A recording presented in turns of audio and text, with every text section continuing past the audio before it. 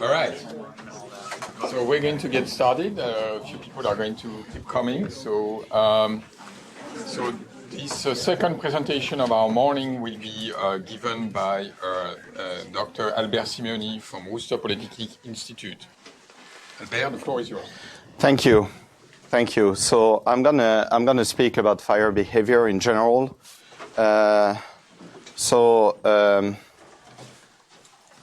I'll do an introduction, a general description of fire behavior, the different types of fire behavior, and a case study. And in the case study, I will use some of the results of our research, but the topics before are more like generalities about fire behavior. I also want to say, before starting my lecture, following Dr. Filkoff's lecture, I'm very encouraged by the fact that we all have to live in windowless, airtight bunkers, without anything around, and that anyway we're going to die in shelters. So that's a very good perspective. So I'm going to try to develop on that and keep your mood as high as it can be after his lecture, to do the same with mine. So let's start with some disasters, right? So. And that's some that were mentioned. I want to mention something also. So understanding fire behavior is important because, of course, we want to be able to make people safe. And I added the firefighters here. We want to protect property, economic activity. Again, Alex mentioned the impact on the Australian economy of some of the wildfires. We want to protect natural resources and the environment. Usually it's in this order, actually. And also there is an emission aspect which is more and more important for population health and climate change. So I remember somebody who went to investigate the fires after the 2017 Northern California fires, and he went there with his own truck, which was just maintained. And when he came back, he had to change all his filters because for a month, the smoke was staying in the valleys and people were exposed to that. So here we see that it's a global problem. So two fires which are well known, the Attica fires, the Maddie fire, where people died, and you have several things that are still breaking my heart, and that's why I chose these different fires. So Maddie is like an area where people had like secondary or have secondary homes from the Athens. Basically city, and they go there in the weekends or even in the summer to spend the day there. And there was a case of a family that was, a lot of people took shelter over the beach, but there was a cliff, and there was the case of a family that died actually, and they were a few meters from the stairs to the beach, Other people panic on the beach because they were exposed to smoke and it was very difficult conditions, and they tried to go on small boats, and one boat capsized and a person drowned. So that are things that I think shouldn't happen anymore in wildfires. We should do better with that. The Tubbs fire. It's an interesting one, building on what Alex has presented, because the fire started in a more remote area that could be qualified intermix or depending on your degree of zooming, even a wildland. And then it moved to the intermix, and some houses started to burn, and they were throwing these huge firebrands, construction materials that were flying with the high wind and landing forward and igniting more houses until actually downtown Santa Rosa burned, which was very unexpected at this time to have a downtown area burning, And then this fire happened in China, in the Sichuan province, and 30 firefighters were killed in a fire eruption, And you see the area of the fire, 15 hectares. So basically, they went to put themselves in harm's way to extinguish a fire where there were no direct exposure, they wanted just to do their job and they got trapped there and 30 firefighters died. And especially Professor Viegas here has investigated a lot of those catastrophes, and we know that we still have firefighters dying when they shouldn't all around the world. And so that's what I want to mention, and that's what we need to better understand fire behavior to help to mitigate these things. So aggravating factors, and we talked about that, climate change, more extreme fire behavior, and extreme fire behavior is a loose definition in a way, right? Is a fire extreme in northern Siberia where there is nobody? Yeah, the ecologist will tell you it's extreme. Now the Oakland fire in 1991 was a small fire, but it burned in the suburbs of Berkeley or in Berkeley and Oakland, and so it was an extreme fire by some definitions. But we know that the occurrence of these things is happening more and more, and then the exposure is more. So for instance, the Tubbs fire, it burned also, if I remember well, in the 60s, and had not even 10% of the impact, at the time. But now it's more densely populated, there are more houses, and now it became an extreme fire, So, and of course, so just what I mentioned, the population growth and the urban sprawling and the growth of the WUI. I think Alex was clear about this point. So fire phenomena, they include all of that, ignition, fire spread, flaming, smoldering, extinction, generation and transport of particles, you name it, right? And also the fire and plume dynamics and their interaction with the atmosphere. It's in yellow only because I will not cover that very much. You have another lecture for that. I'm more like a fire behavior person at the scale of the fire front, but of course it can also play an important role when we're talking about the wind and everything. And I will get back to that. I mentioned the effect at the WUI for the wildfires, but there was a question about the wind, and I will come back to that later. So what tools do we have available to deal with all of that? That's an older slide, I would say, but there is no much evolution in that for the moment, because we are at a moment in research where a lot of us went back to the fundamentals because we realized that the tools that we were using for years are limited, but to past this limit, we need to invest a lot in better understanding fire behavior. So we're at a moment where we're trying to provide better things, but a lot of work is needed to do that. So what do we have? The risk indices. So in Canada and the US, they're the same kind of structure, very pragmatic things, allowing you to rank things, because when we look at the ranking, of course, in risk, it's arbitrary in a way where you put the threshold, but they're very pragmatic and they're yielding good results. It was transferred, a lot of the approaches, especially the Canadian one, was transferred to Europe and other places in the world. But what we realize now is that they don't do a very good job for extreme climatic events. So if not before, during the fire season, you had one event, now if you have like 30 conditions where your whole map is black, it's not helping very much. So we're losing resolution on the extreme side of the spectrum.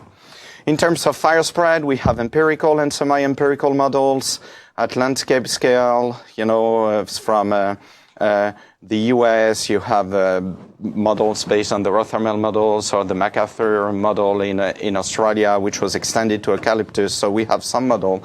We have the CFD models, some are landscape scale, some are more WUI scale, but they're not doing a very good job at quantifying. Of course, they're not positioned the same. If you're looking at Behave or Farsight or MK5, they're used by operationals. The CFD models are not, but we're still struggling to quantify. I mean, when you're looking at fire behavior, we're not actually really discovering new physics. There is no new theory of physics that we are going to invent specifically for wildfires. We're taking the theory from, combustion, thermal transfer, fluid mechanics, and if you're getting into the vegetation physiology, biology, and so on. But the difficulty is to put all the pieces together and all the different aspects so we can, at the end, integrate and quantify. And that's very, very difficult to do. In terms of fire safety, we have an empirical knowledge, some analytical approaches. A lot are based on, radiation and the exposure of a building to radiation. And again, Alex made the point that it may not be the thing we should focus on anymore. There are standards and codes, and I will tell you a little story. I was in an NFPA committee for wildfires, and we were going through the revision cycle, and one of the provisions in the code was that if a building or if a house was sprinklered, you could decrease the separation distance by half, And so the idea was more, if the fire is starting in my house and it's sprinkler, it's not going to burn the next house,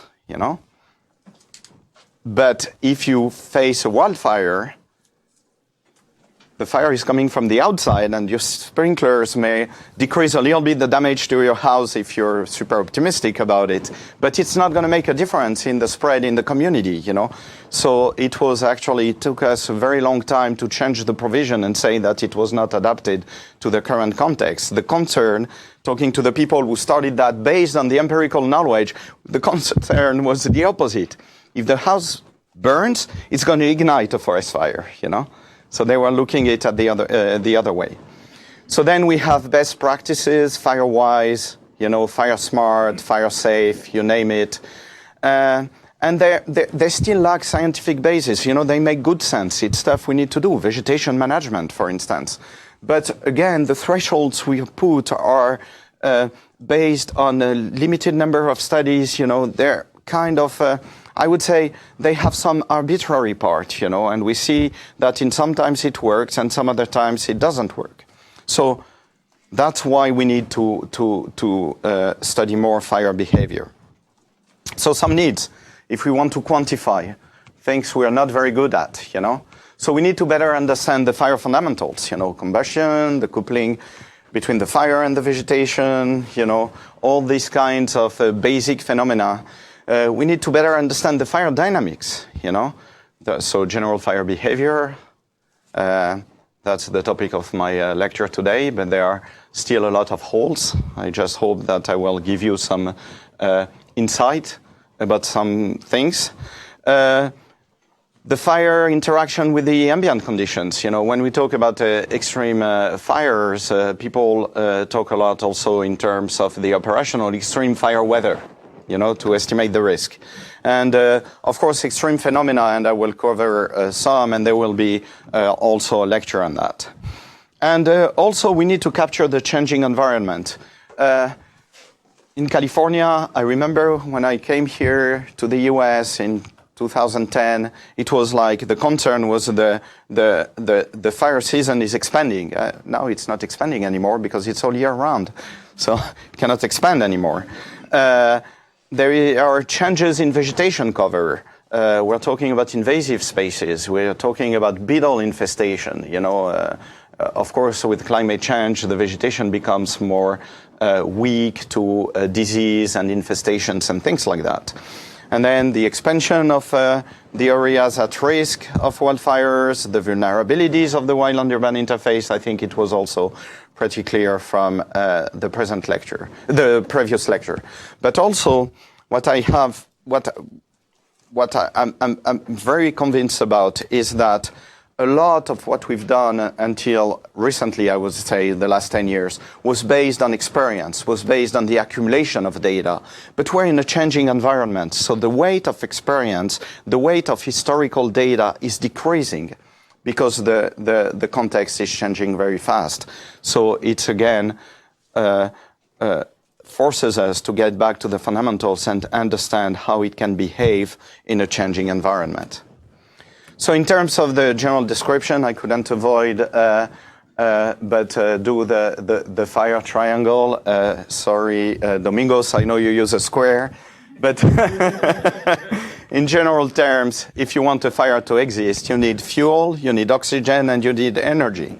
And then you have your fire. And the fire spread is governed by the physical laws that we know, the availability of oxygen. I mean, of course, if you're looking at a specific location inside of the fire, the availability of oxygen become a question. But in an open environment, at least, we don't have the same limited conditions that we would have in this room if a fire was starting. And I would be speaking alone in this case. So then we have the heat transfer, convection and radiation, which is very important for fire spread. I didn't put the particles, but that's also contributing, and in some cases can lead to some extreme fire behavior also, not only impact at the wild-on-demand interface. And then we need to go to know the environmental data. So vegetation properties, what kind of species are burning, the fuel moisture content, what is the atmospheric data, what is the topography, you know. All of that we need to integrate together. And I would mention, and I will show you later, but that we're at a stage where non-intrusive diagnostic is really growing, you know. So for instance, we went to do a field experiment last week with our group and also Edinburgh. And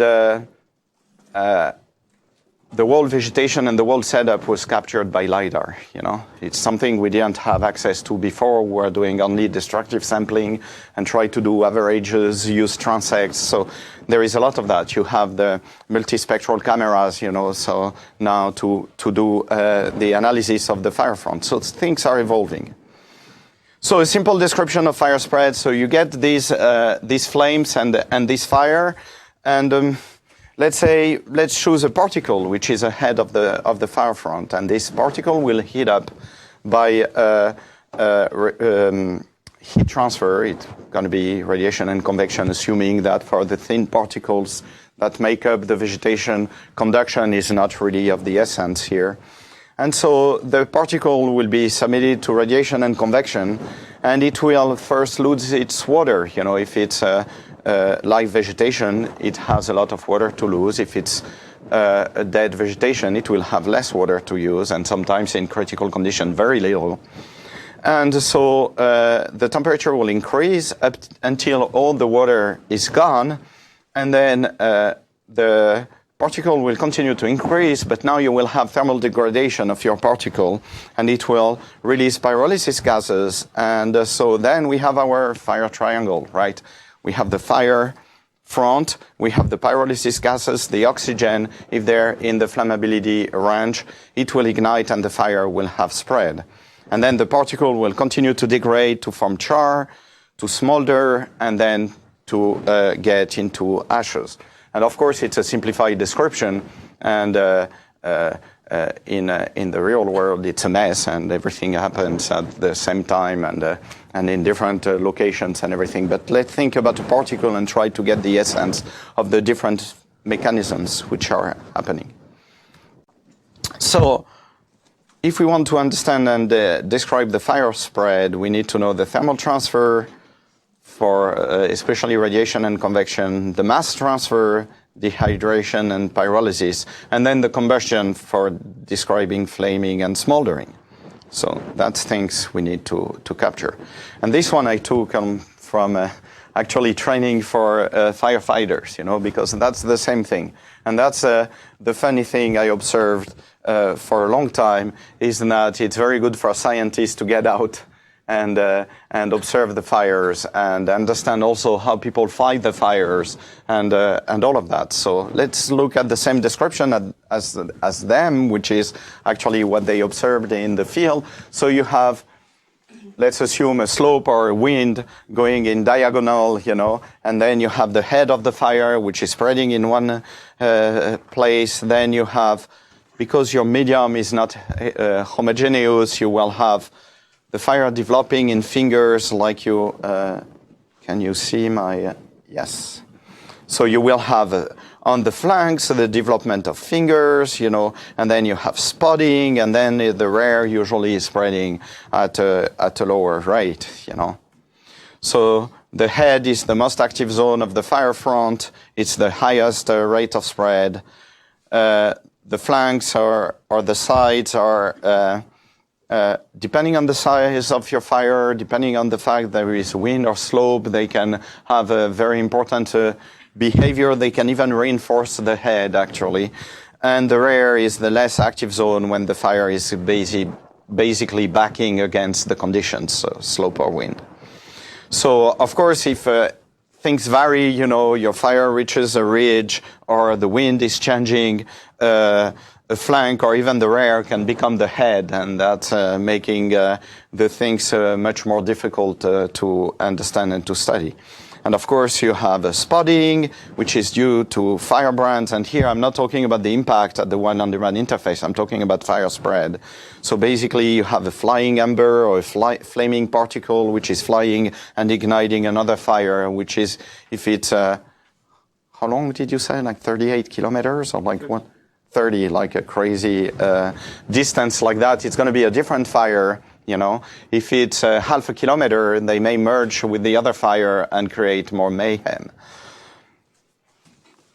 So that's an example of firebrands, so you can have a lot of these things. It's some vegetation is creating more firebrands than others, but also the fire dynamics can create more firebrands in some conditions.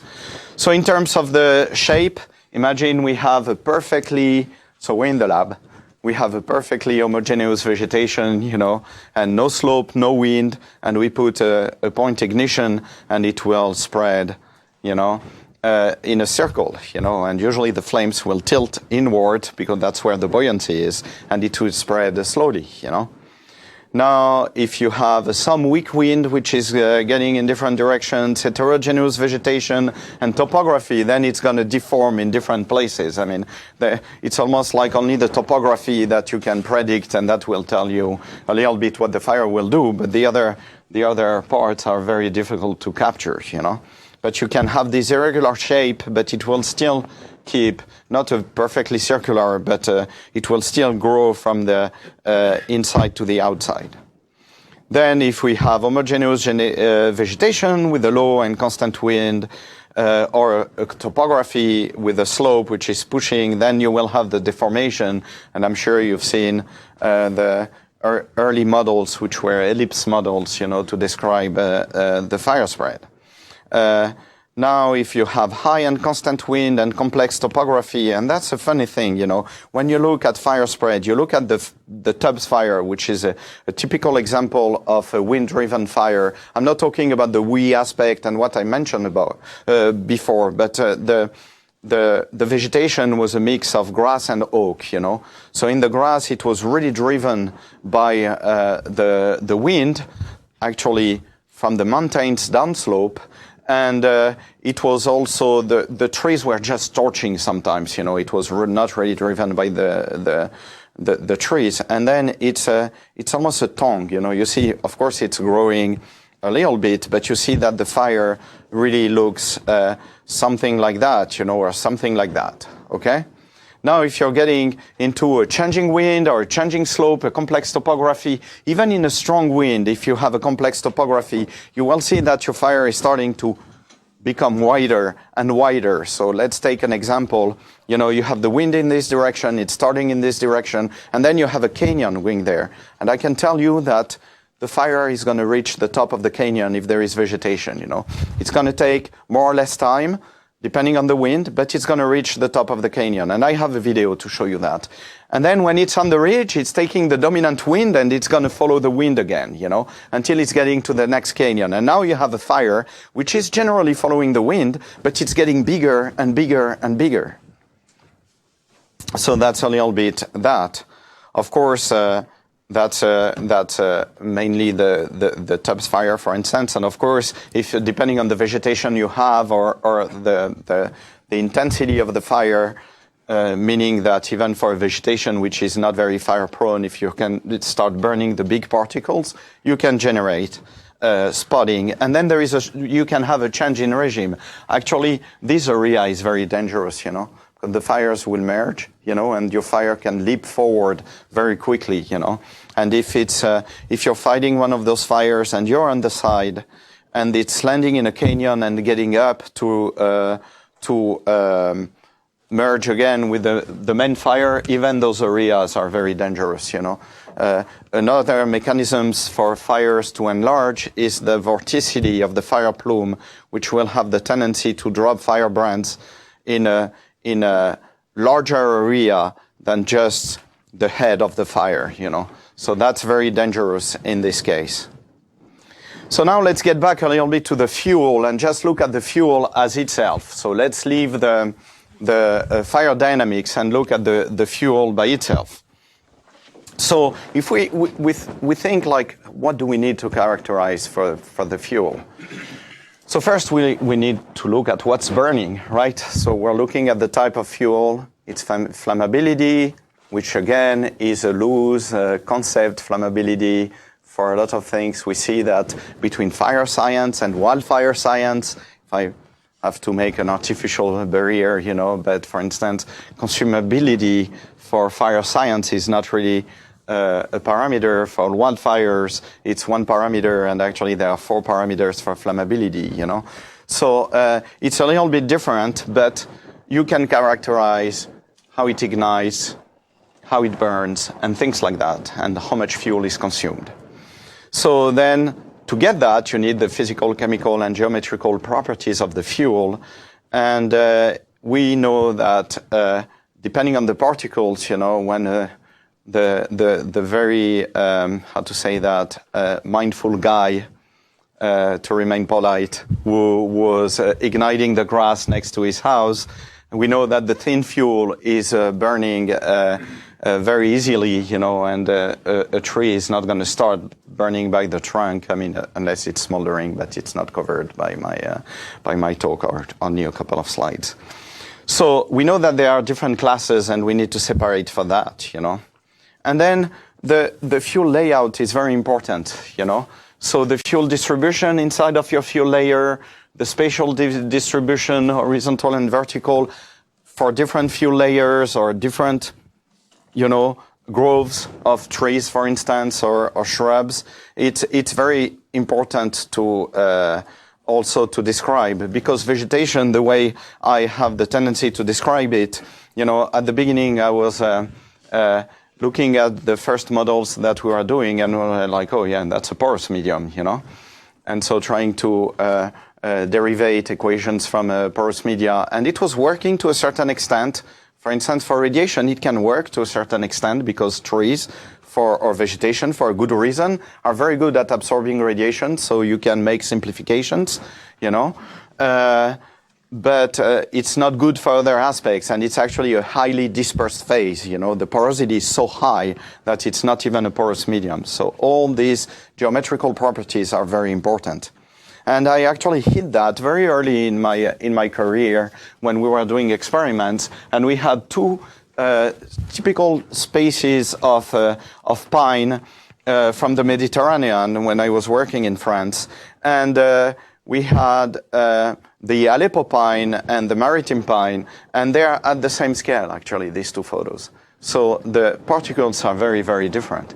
And now if we get into fire, we found that for the ignition conditions that we were testing, Pinus alepensis was behaving as a thermally thin fuel, but Pinus pinaster was already in the intermediate regime, and if we were using very high heat fluxes to try to ignite our fuel, it was not thermally thick, but it was really, we couldn't describe it with a thermally thin description, Of course, the old classification, of particles by size, the 1 hour with the different sizes, which again gives you weird numbers when you're getting into the metric system, But that's a definition from ecologists, That's a 1 hour fuel, which is a dead fuel, if the conditions, the external conditions are changing. For instance, the humidity is changing of the air. It will take them 1 hour to be at equilibrium with the new conditions. So that's also giving you a sense of what is going to change very quickly if you have, for instance, a dry spell and bad conditions, and what will change more like seasonally. So, of course, we have the tendency to say that the finest particles, the 1 hour fuel, are more involved in fire spread than the others. I mean, the problem with limit is that it's never clear-cut like that. And we found that some of the thin fuel could be involved and not involved, and in some very, very intense fires, actually even other thicker fuels were also involved. So let me take an example of the complexity of the vegetation. So that's an experiment that we did in France, and it's funny when you do this kind of experiment. So here you have the ridge, and behind you have the sea, and you have very expensive houses. So the first thing we had to do with the university is to insure the whole side of the mountain, you know. And we were lucky because we had an underwriter who didn't know about wildfires, and it was not very expensive to insure, you know. And then we had this fuel break, which was 100 meters, you know, and we were dealing with the firefighters. You see the size here, that's a small van. And so they were telling us, oh yeah, you can burn that, you can burn as much as you want, which ended up to be 100 meters maximum. And they said, we're going to do a 5-meter cut, which ended in being 30 meters when we were close to ignite. And then they said, oh, you're going to ignite close to fire conditions. You're going to ignite at the end of June. And mid-May, they were telling us, you have 1 week. After that, we ban any burning, because they were afraid of the conditions. But that's telling you a lot, you know. Why do I tell you this story, beyond the fact that it's funny and I like to tell stories, is because even the firefighters who work in this place, they're not very sure where the limits are, you know. They get close to it and they take responsibility, and they're like, wait a minute, let's be safer. Okay, let's be even safer. And at the end, so you find yourself in conditions which it's very difficult in the field to replicate full fire conditions, which is a limitation also of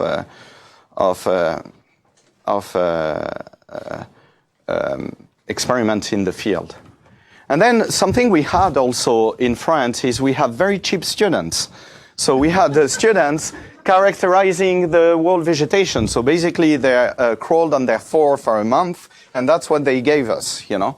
So that's the complexity. It looks like typical, you know, Mediterranean scrubland, but actually it's made of all these spaces with all these different layers of grass, lower shrub, higher shrub, you know. So then we realize, oh, that may be a very complex medium that we didn't realize it was so complex, you know. And so that's leading me to the next point, is when you look at the vegetation layer, you really need to describe its heterogeneity. And sometimes it doesn't matter, you know.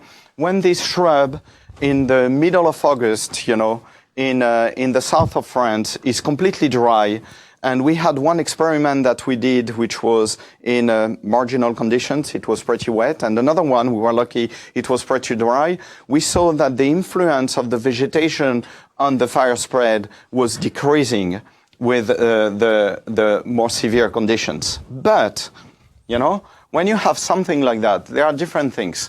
So first you need to characterize your different layers. You have the soil, which is basically the rest of my slide. And you have the understory, you know, you have what's on the floor, which is usually the dead fuel, which is usually the fuel which is igniting, and you want to characterize well. And then you have the overstory, you know, and that's something actually we use also in fire management, right? We burn the understory, or we use mechanical means to remove it, in the hope that the fire would spread only on the floor, you know, and will not burn the higher vegetation. Okay, so what we want to avoid is that, you know, is a fire that is burning everything and starting from the ground and getting up to the top of the trees, you know, and it's because it's impossible to extinguish. It's very dangerous when it's getting close to any human structure or activity, and also it's very destructive for the environment. And of course we can go in the heterogeneity in different ways, you know. Here we have shrubs, Here we have less density of pines. Here you have a bigger density. We can even use that and do fuel breaks. So the vegetation is very important. So let me take an example, for the fuel. So we went in the Pine Barrens in New Jersey. So it's southern New Jersey. So basically you leave New York City, you pass the forest of chimneys, which is where all the chemical plants are. And behind that, there is actually a forest, and it's a national forest. And for us, the good thing is that it's a pretty simple kind of ecosystem, You have some shrubs which early in the spring don't have leaves and are basically dry sticks, And then you have pines, and on top of that, those pines are very, very resistant to fire. They burn completely, and then 2 weeks after, you see needles sprouting from the trunks. And so we went there and we did experimental fires. And so what I told you before, that's a LiDAR. And remember these lines, they're going to be important in some of my descriptions. So the plane was following these lines and sampling the forest, and you see before and after the fire, and you see the decrease in the density here of the vegetation. That's actually the footprint of the fire. And so what did the scanner give us is an approximation of the bulk density. I mean, Eric did that. That's an approximation, but it's giving you an idea of where the vegetation is. And again, remember that. So this one will be positioned where we did fire sampling, but you have a sparser fuel here. It's mostly high, but here you have what I call the fire ladder, and here, oops, I don't know, I must have timing on my slides. And here it's starting again to separate a little bit, So, so let's get back into the fuel, but that's an illustration of different layers of vegetation that you can find in the forest. So now let's talk about other parameters. Wind, right? No wind, the flames are kind of vertical, Of course, they're pulsating and doing their own stuff, It's never perfect. Wind, it's pushing things, and now your particle which was sitting there and saying, hey, I'm pretty wet, I'm okay, I can resist this radiation. Now they're like, oh my God, it's very hot, And so, of course, the effect of wind is increasing the heat transfer. It's speeding up drying and pyrolysis, and it's also supplying fresh air to activate the combustion reaction, If you're looking at slope, it's somewhat similar to a certain point, But here, what you see a lot in topography is that your fire, this one is the perfect picture, I think it was in Alaska, and there is more deformation of the fire front. If you think about it, the head is kind of, because of the view factor of radiation, because of the fact that the convection from the flanks, the flame are sucked towards the head, it's really pushing things forward and it's deforming, while the wind is pushing everything forward. So it's a little bit different. Of course, I'm simplifying. Everything I tell you is not true, It's just the idea, okay? And so you have a deformation of the fire front, So that's something which is more salient with a slope than with wind, And of course, in the real world, you always have both, and it's very difficult to separate. But when you're looking at the slope, it's also pretty similar in the sense that the fresh air will come mainly or more easily from the back than from the front, and so you will have also the flames which are getting closer to the fuel, because the ground is getting closer than them. We're on this planet, we follow gravity, right? So the flames do that, your thing do that, but now there is more draft here than there, so it's doing that on top of that. And so it looks a little bit like the wind, And of course, there are thresholds and everything, and you can even have a fire eruption or a blow-up if in certain conditions. And so the slope and wind, that's the kind of things you can have. And then you're reaching the ridge and you're creating a lot of firebrands and they come and they go there. So here is a good place not to be. It's very dangerous, on this side. And the firefighters know that, And now, just a little sense about the heterogeneities, So that's a typical Mediterranean thing with the villages, like more developments along the coast and the vegetation. And it looks pretty homogeneous until you realize that there are rocks, there are fire scars, there are built-up areas. So at the end, it's very heterogeneous. And when it burns, it gives you that, So this one is actually on this side. So you turn with a helicopter and you look here and that's what you have, after. This was before. And so you have different vegetation with the different layers. You see that here it was essentially shrubs. Here it's trees, especially, where you have the stream and they're more humid, so they didn't burn the same, And so that's where you combine different vegetations with the different moisture content, with wind and topography, you have that, And that's not your perfect, circular fire that we were describing before. I want to add something about the smoke because I was a volunteer firefighter in France, and the area where I was very rural. So usually it was taking us some time to reach the fires. So in transit, the important message that we were giving to the command center to get reinforcement was the color of the smoke. If the smoke was black, we were already asking for reinforcement. If it was whitish or gray, we were like, okay, we have some time, Again, borrowed from the firefighters. So, it's self-explaining, right? But it's just to get back to the combustion aspect, When you have this, that's pretty bad. You have a lot of flammable gases which are not completely oxidized, and then you have reignition and everything. And I don't know if you will mention that, Domingos, but I remember when you talk about these fires in Portugal, where people were spooked because they were saying flames were falling from the sky, So sometimes the combustion aspects, even if we have the tendency to solve a fire spread by only heat transfer, they can have a very important role depending on what you want to describe.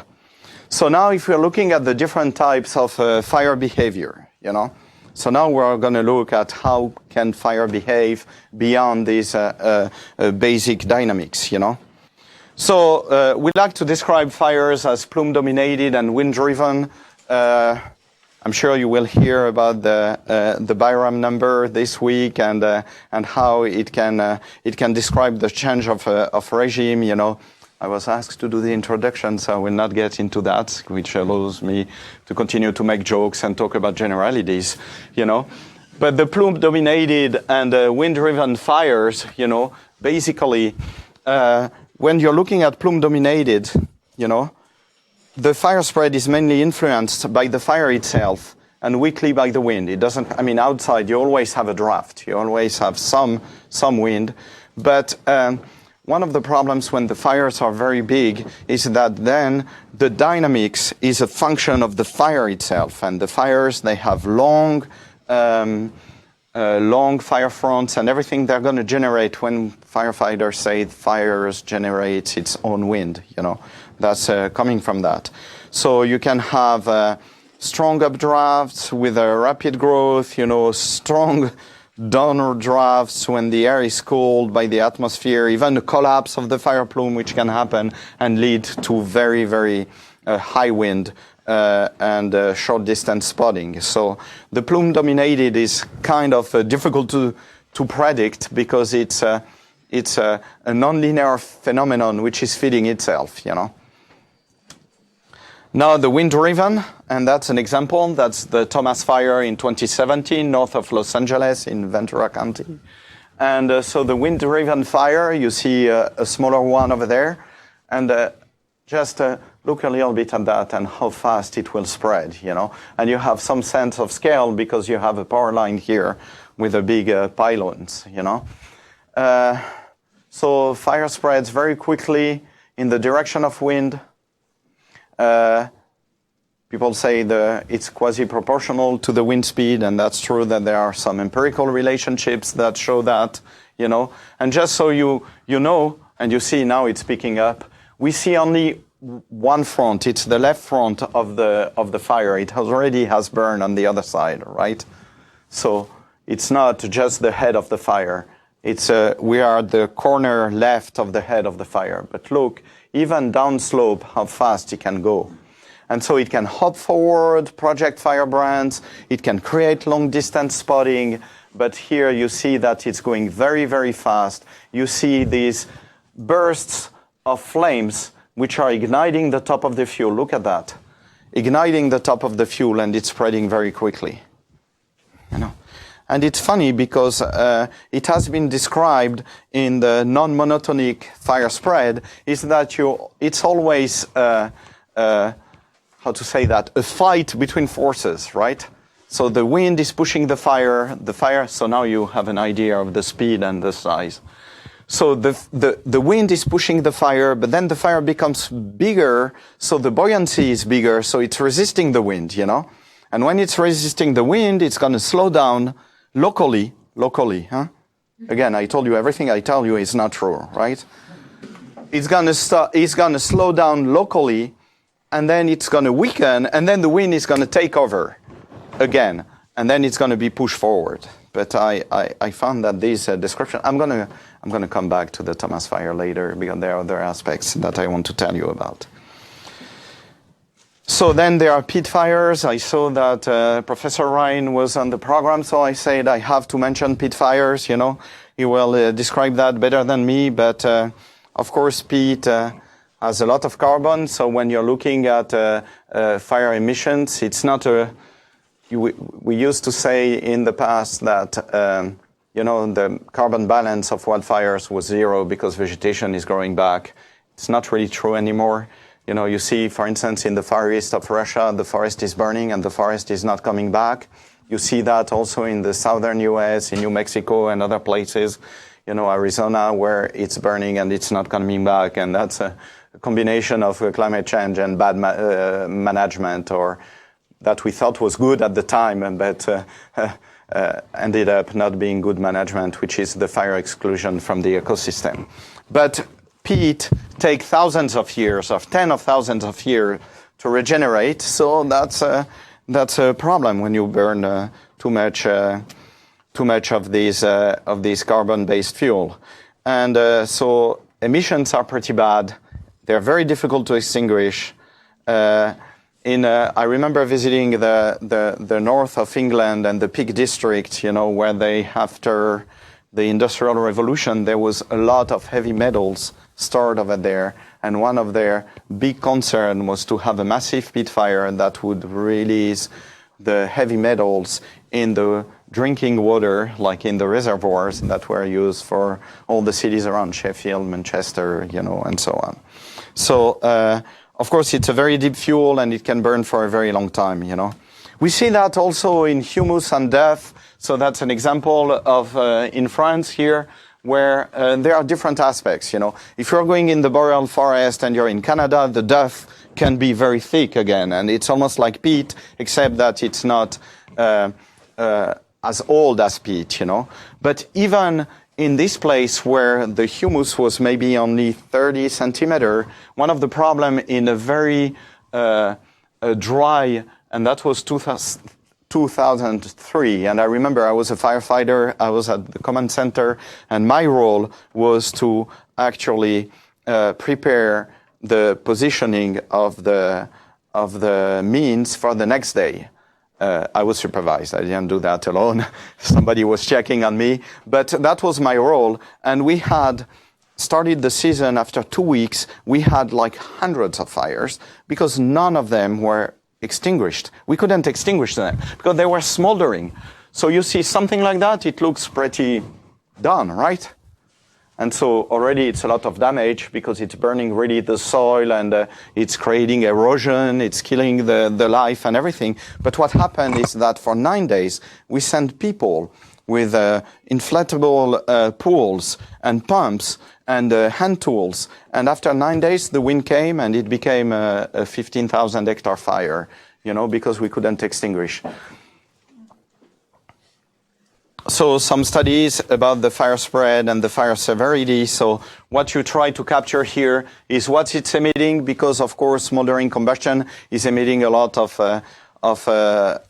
partially combusted gases and nasty gases, including CO, emitting a lot of CO2, but a lot of CO compared to flaming fire. But what you want to know is how long it takes to burn, what are the conditions for which it will burn, because they can burn for higher humidities, and also how much of the soil they're destroying. So that's some of the concerns.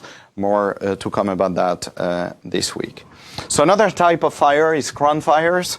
So it's fire that burn through the canopy. That's the International Crown Fire Modeling Experiment. It was when, 2004, I think? Or 2002? 99, 2097. Oh, 97, even earlier. I was a starting PhD student at the time, so I haven't learned about it yet. But so these crown fires, of course, they're very dangerous, and we can talk about the crown fire because they have different dynamics. They're very intense, of course, when it's burning the whole vegetation layer. They are mostly driven by a surface fire, and we can talk about that. And crown fire spread, independent from the surface fire, exists only for a limited range of tree densities. If it's too sparse, it's not gonna spread from one tree to the other. If it's too dense, the moist vegetation from the canopy, because it's live fuel, will also act as a buffer, and it's not going to spread. But if you're at a given density, you can have crown fire spread. The concern for that, in nature, there is nothing you can do about it, right? If it's in the wild like it is there, what do you do about that? It's just burning, But remember when I told you it's difficult to quantify? So now imagine you're at the wildland-urban interface and you say, oh, I'm going to thin trees because that's the right thing to do, to protect my development. And now you're in the type of densities that are conducive to crown fire. Maybe you will not reach the results that you were expecting. So here you see different conditions. You will see some torching, and then it's going to go into full fire. So you have, when it's just a few trees, the density is low, you have passive torching. Then the independent crown fire, which will go ahead of the surface fire, usually die at some point because it will be too dense or not dense enough, and the fire will catch up, and then it will start again this way. And so that's the independent, which is very rare. It was Van Wagner who described that. So let us just go to the full crown fire. It's a pretty scary thing, isn't it? But again, when we think about people and their safety, it really depends. I don't think I have that in that lecture, but you see the Fort McMurray in Canada, and people were evacuating, and there were trees burning, crowning, and it was maybe, I don't remember, but like 100 meters from them.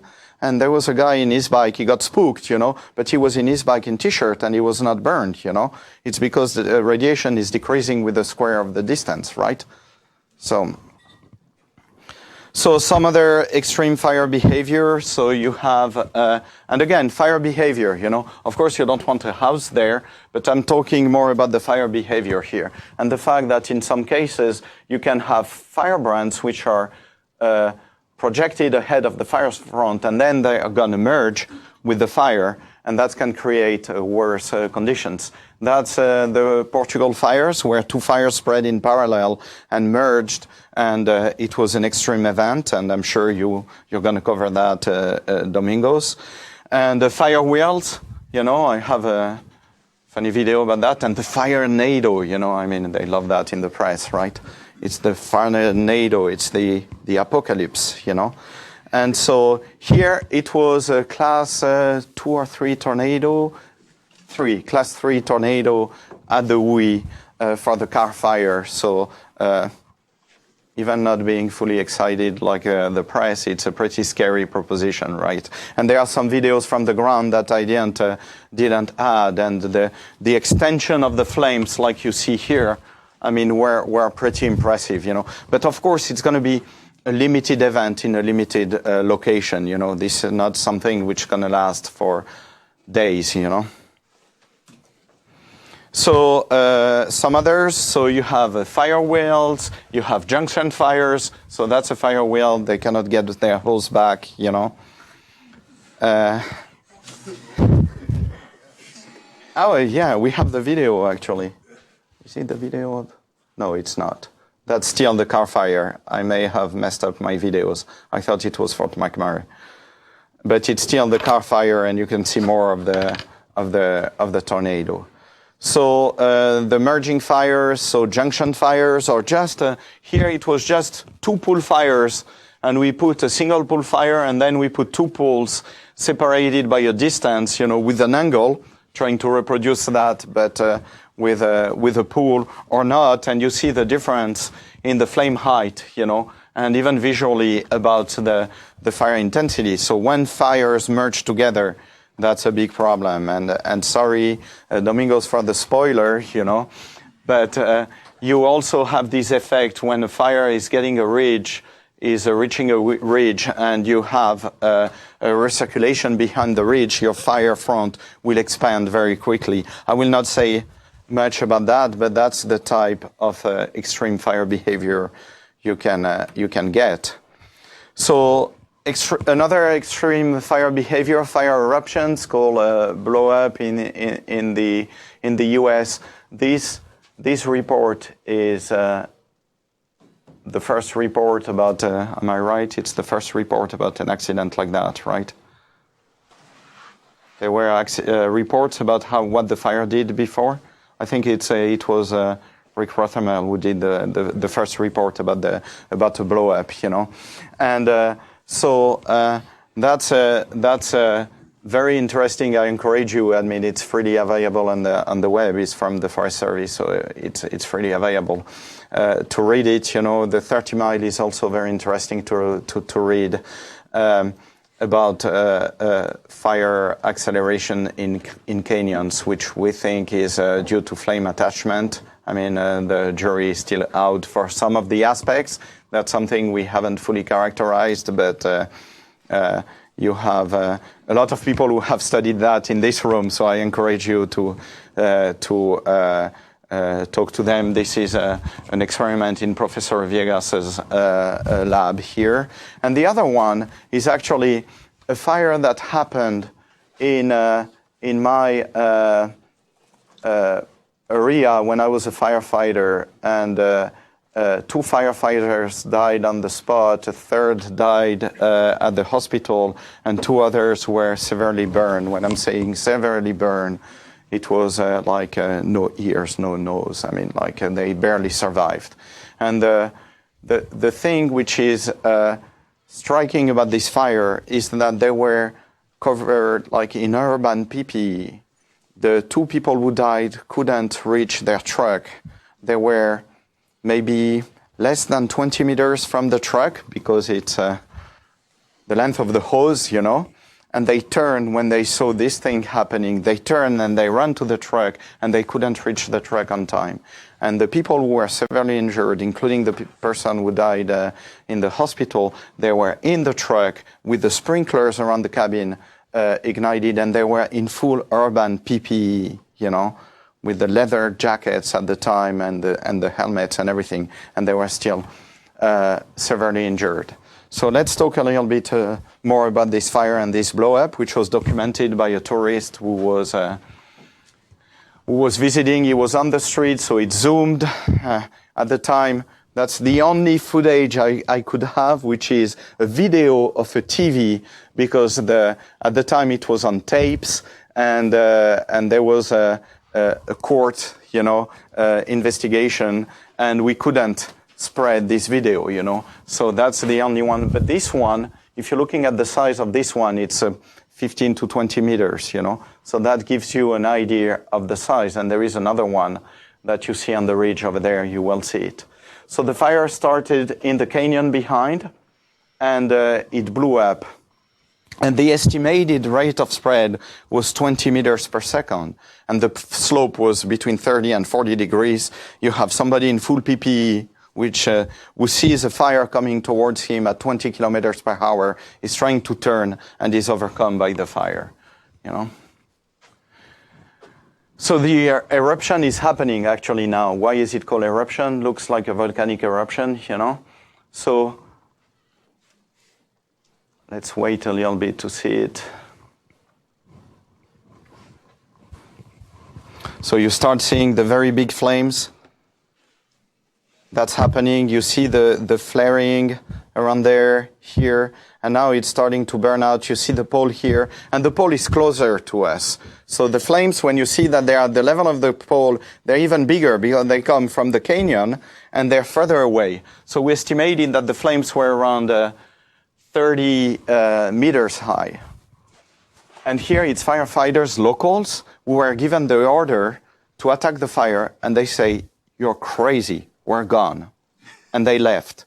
And the people who died were military personnel who came into reinforcement, so they didn't discuss orders, and they went. I can say that because I'm not there. I tried to talk to people around that, and they cannot talk to each other. That's the track where they died. There was a fire truck in there. You know, and now you see the French call them the lakes of fire. You had 6.5 hectares burning at the same time, you know.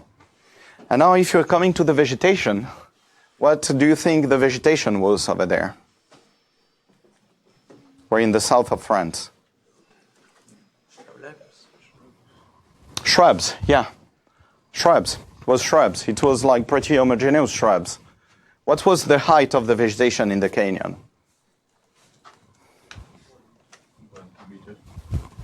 It was half a meter, and it created 30-meter high flames, you know.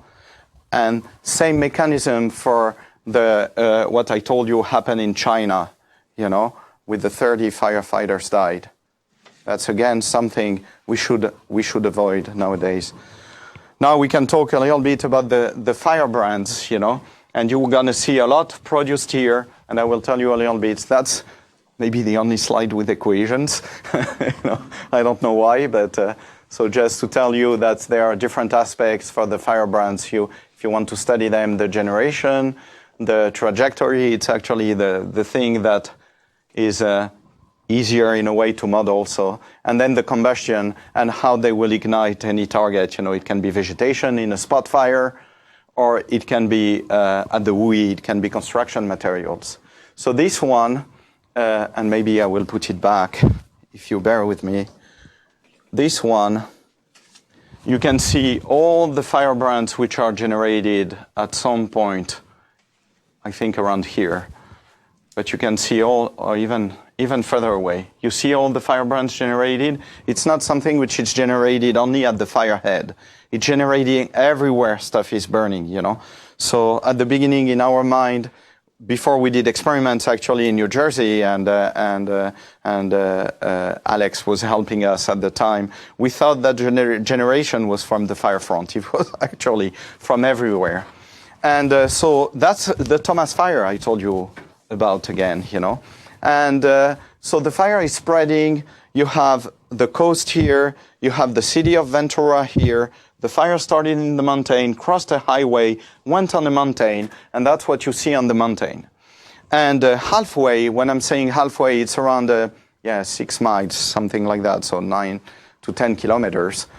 There was a fire chief. He was in the middle of one of the canyons getting up, like you have the ridge of the mountain. The fire was spreading on two sides of the mountain. He was in the ridge because there were a few habitations over there, a few people and everything. And he's calling the command center and he's saying, "Hey, I need help because I'm not sure, the fire is here and I'm not sure if I will be able to evacuate the people on time." You know? And the answer from the command center is, "What are you talking about? The fire is at the gate of the city." The fire was already 4 more kilometers away, and that's what you can see here. from the helicopter, you see a lot of things. You see the spot fires which are following the slope, but you see the fire jumping forward. Over there, And so the fire spread forward. And to come back to what we were talking about, we did simulations of this fire with a warp fire, so fire spread model, simple raw thermal model, and coupled with the atmosphere, and something which has been described actually in combustion for burners, because your fire is hitting the gases and it's expanding, the compound of the buoyancy and the wind velocity, you will have a local wind downstream of the fire front, which can be much higher than the wind. And that's something which is not intuitive, right? We think the wind is the maximum, but no. And then that's when you see trees toppled, you see like roof, which are detached and everything. It's also these conditions. So the fire had done like pum, pum, pum, pum, pum, and it's spreading much faster than even a fire front can spread. And then it's merging again, and when you look at the scar, it's a single fire, but it was actually different dynamics. So the WE fires, I will not go very much into that because it has been covered before. Everything here had been covered, so I will not repeat what Dr. Fikov said. But there is another effect, which is, you remember when I talked about vegetation heterogeneities and fire fingers? Look at the fingers here. So we're in the south of France, so a lot of the houses are not really flammable. They're resisting fire better than we would do in the US. So for instance, this fire heat exposed 1,000 houses and I think 16 burned, something like that. So you can see the fire fingers, so the heterogeneity which is creating this thing, So this one I'm going to move from that. So something we see quite a bit in the US, and the only thing that I want to emphasize is that very often the vegetation which is in the area of a disaster, again, I'm stuck with the Thomas fire, but the vegetation which is around is not even burned, so in most cases it's really a structure-to-structure spread mechanism, So, firebrand showers. I'm going to try to go faster. That's what you see. It's almost a debris flow. There are actually there is research on that now.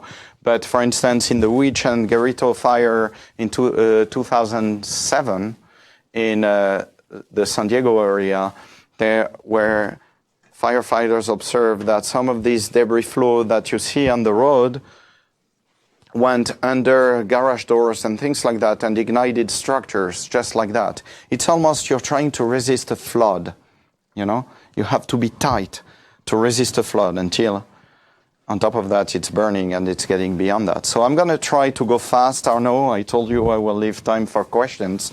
But I want to put a case study, and get back to the Pine Barrens. I'm sure Eric will like that,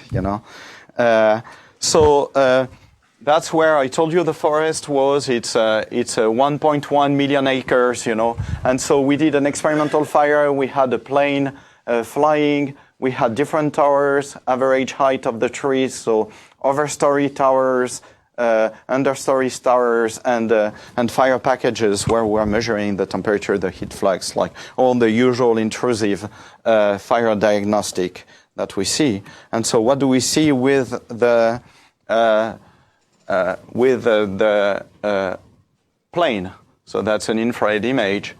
And basically the lines, I should put them here, I never did that. But the lines I was telling you, remember those lines at the beginning of my talk, they're getting in a direction. Remember those lines here, it's this line is the same thing, it's this direction. So everything which is perpendicular to this road, okay?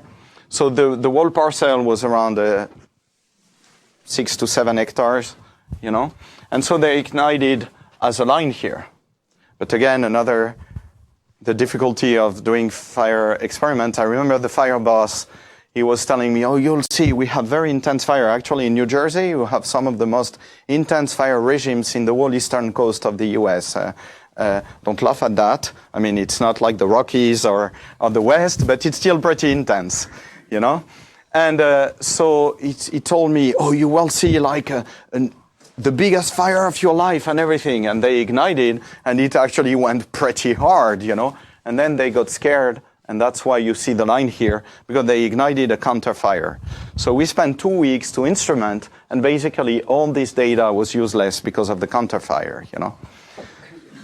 And we are learning, right? So the year after, what did they do? We burned another parcel, but they burned everything around before.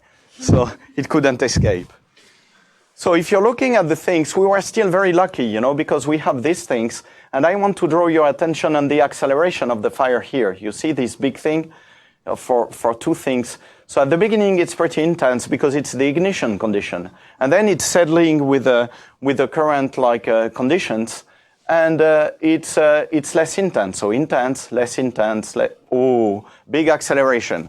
So now let's look at the cause of this acceleration. And getting back to the fire behavior I was describing, right? So if you're looking at this line, which is this line, you have this tower, which is outside of the fire. You have this tower, which is inside of the fire.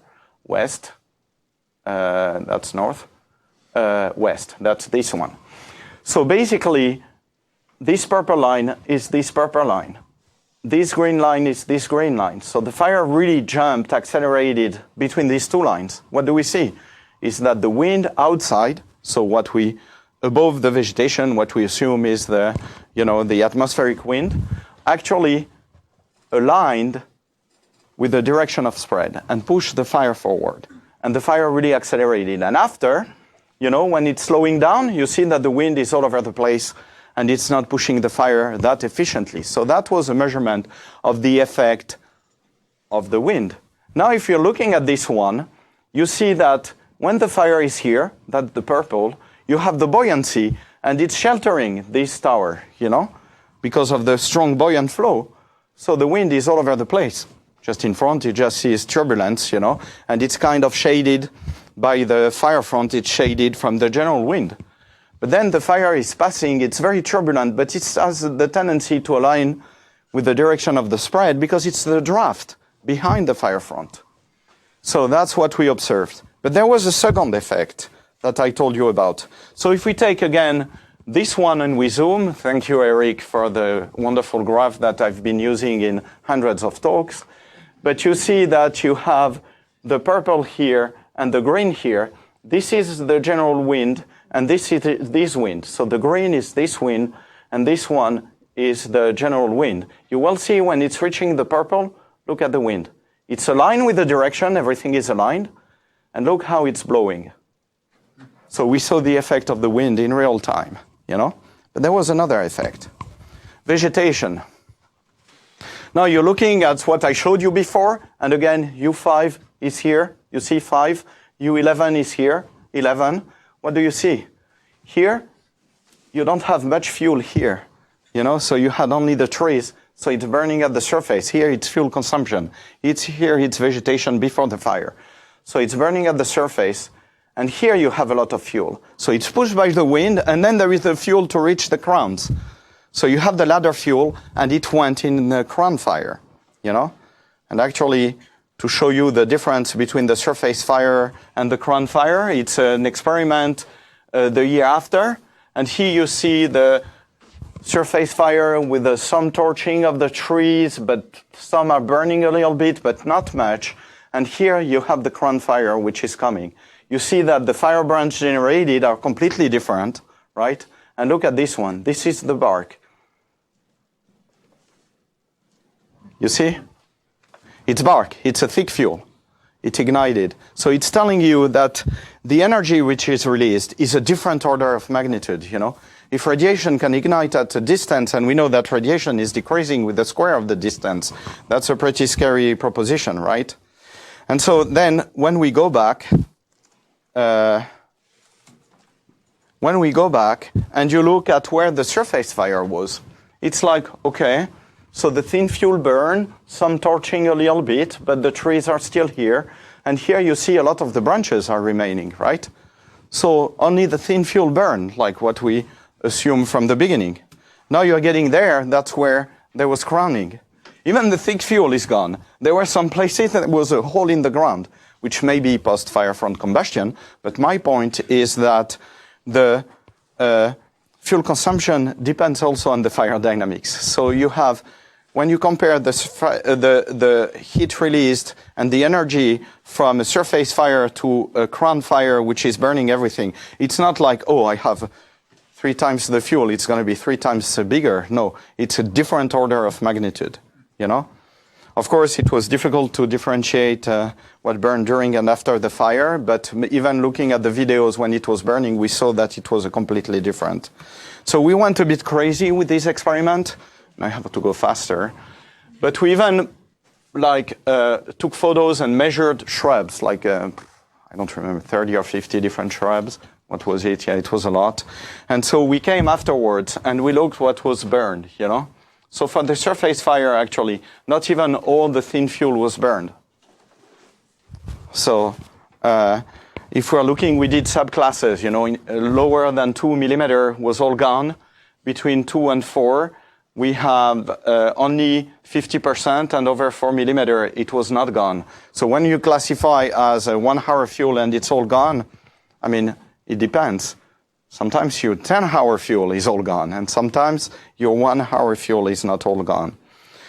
We look also at the bark, and you see here, we put nails and we measured the regression of the surface. You see here the bark, it's going to detach, you know. And so we were able to correlate the various variation of our trees with the bark that we collected in pans. So, and we found that 70% of the firebrands were coming from the barks, which is specific to this ecosystem, you know. If you take chaparral in California, it's not going to be 70% coming from the bark, but there is very little bark, you know. So we observed a fire jumping a track, you know, with a lot of spotting, we observed that a lot of burning and non-burning particles were thrown forward, you know. And we even measured them. And so, not perfect, but we put a film on top of them so only the hot ones were getting through. Because the first time we did that, we had like tons of dirt, you know, and we didn't know what to do with it. And so just a point that I want to add for the we, you know, if you're looking at that one is interesting. Let me start it again. We are at a location where we have a screen here, we have our pans here, and we have an infrared camera. So we put a black screen, so we don't have the background like that would prevent us to see the firebrand. So everything which is landing between the screen and the camera, we will see. And so the fire was ignited at the beginning of the thing, and it was maybe less than 100 meters, 70 meters, 60 meters from the ignition. And so that's the ignition, just right now. And now you wait, the fire is coming from there. Oh, the first firebrand.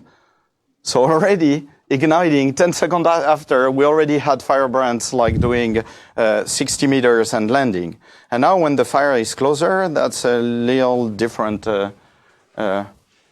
story, you know. I like that because it's like, you know, the game with the snake with a...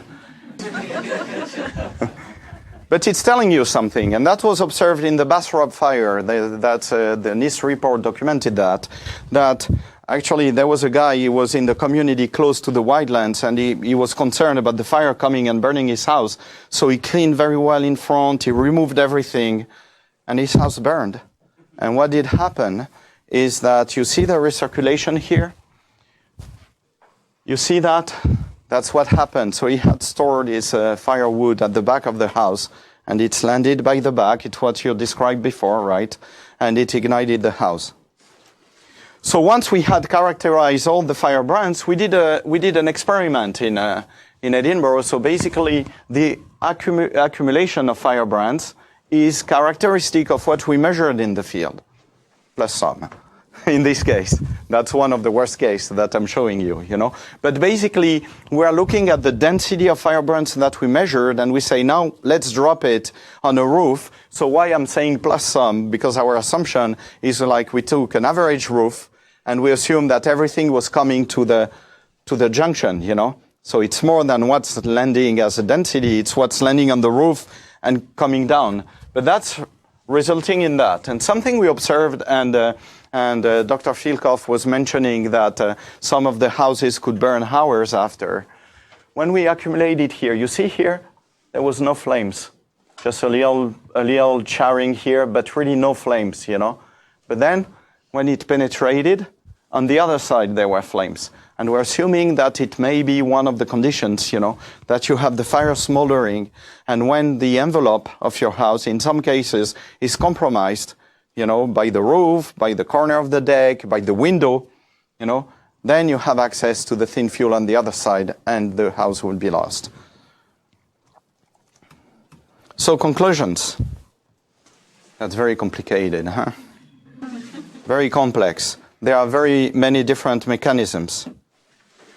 We still know little about the fundamentals of these mechanisms and how to quantify. And I really want, when I'm saying the fundamentals, we know radiations, we know convection, but knowing convection for a vegetation which is moving and which is drying at the time, then we know little, you know? And that's what I'm talking about. I'm not saying that we're reinventing the physics, but really to get into the specific of wildland fires, to get to the specific of the studies and be able to quantify down the road to a certain extent, you know, even in fire science, we say 20% is very good, you know. So quantify is not quantifying like the motion of a particle, you know. But really, that's really a challenge, you know. And some of these smaller scale mechanisms, we haven't like gone around them, you know. So extreme fires are a growing problem, and they correspond to specific regimes of fire behavior that we must continue to study, you know. But in the meantime, what do? We say, hey, we're studying that, we're in our lab, come back in 40 years, I'm going to be retired if I'm lucky. Or we say, what do? So we have, with the partial knowledge that we have, to try to develop engineering solutions, you know. So it's just example, but you have data assimilation. Models are not perfect, but if you do some data assimilation, maybe you can improve the predictive capacity of models, you know. This one was a booklet which was edited by Professor Viegas for the European community at the time, or commission. And that was, we haven't like explained everything, but we have observed and we know about certain like dangerous conditions for fire eruptions or fire accidents to happen and trap firefighters. So we give you that.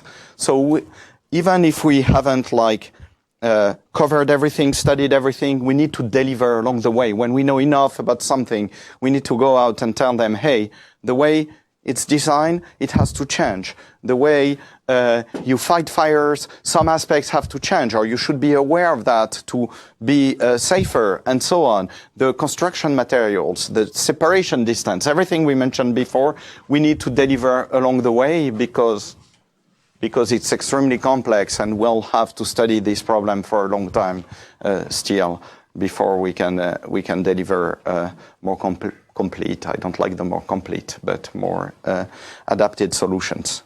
Thank you very much.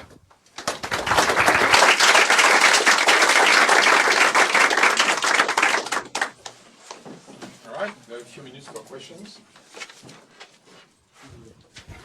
Yes. Very Thank you. questions. So the transition from ground fire, from surface fire to ground fire in the case study that you showed, was it? Was one of the reasons the merging fire front for that, like from the ground? No, it was a single fire front which was spreading, and I can get back to that. Repeat the question, please. Oh, sorry. Yes. So the question was that in the transition from surface fire to ground fire, was it a merging fire? And I said no. It was a single fire front, but it was a long line ignited at once, and it's only the combination of the wind and the availability of the fuel that made the transition. Okay. One more question. Sure. Okay. So the experiments that you performed for firebrand, what was the shape or the size of the firebrand? Were they bark or were they spherical firebrands? There was a distribution of firebrands. They were all over the places. But let me pull it because I think we have it on one of the graphs. So that's a radius variation. But that's here. That's the numbers, but that's the thickness. So if you're looking at the thickness, that's in millimeters, 5 to 6 millimeters, and you see the ratio of bark and branches, and something which has been documented in several studies for firebrands is that you have a lot of the very, very small ones, and that's when we talk about the accumulation of firebrands, because you produce a lot of the small ones, but you have a few also of the bigger ones. This one is a specific ecosystem, so you have a lot of bark, Of course. Yes, please. I'm sorry, I don't mean to speak for you, but I think your question was specifically on the later experiments on the accumulated piles. Actually, both. Okay. And the one that you performed in the lab. Yeah, so for the lab testing, for these firebrands, what sizes, dimensions did you study? So we were in the bigger ones just because it was easier to handle, So we were burning, what was it? It was coal, I think, and getting a decrease to be in the 4 millimeter range, But we didn't do a parametric study of the size of the firebrand, It was experimental results. We were interested in the diffusion of the heat inside of the sample. That's why you see a lot of thermocouples, and also what would happen, where would it burn, and transition to burn the solid element, But we didn't do anything. We just stayed with a 3 to 5 millimeter range. Other questions? Professor, so very nice talk. I have one question regarding the generation of the firebrands. So you say 70% firebrands was generated from the bark. I have one question regarding how did you note these firebrands are generating from the bark? Because you are doing the few experiments. Yes, because we brought them in the lab, and actually we measured and weighed them individually. I think some people are still upset with me about that, So we went individually per firebrand, and we were able to notice when they were from the bark originally, and it's because of their structure, Sure. One last question before lunch? So Yes. in the thank you for your talk. Sure. For the field characterization experiment that was done in France, where you had students actually go into the field, how long did that process take? For what size of an area was that? So, at the time we didn't have any LiDAR. We didn't know what we would find because it was our first field experiment. So it took a month. It took a month, and then we realized that we couldn't do everything. So we really focused on that, and we put everything on the GIS. So that's the average properties for every piece of vegetation, depending on the species, and that's their footprint. So this one was a shrub of which one was it? Of actually olive tree, but a wild one. And that's the average height. But in the system, you had all the properties, including the ones we had measured in the lab. But only the fuel sampling in the field took us a month. Yeah. How does the quality of this sort of result compare to what you get off of LiDAR? That's difficult to say. That's difficult to say. I think this one would really challenge the LiDAR because it's very dense and it has a lot of different species. So you would need to be able to separate the different plants and then to identify the different plants, you know. The pine barrens. Yeah, the pine barrens, or even we went to South Carolina and it was a plantation of pines. Yeah. Then you need one model, average model for the trees, and you distribute them, you know, and you're good, you know. But this thing, I think it's really, really challenging, you know. But at the end of the day, the good news, if you're looking, it's a paper in Fire Safety Journal in 2006. If you're looking at the paper, you know, when we were in marginal conditions, we could see that, for instance, the olive tree was not burning very well, but the quercus, like the dwarf oak, was burning well in these conditions, you know, because it was less wet.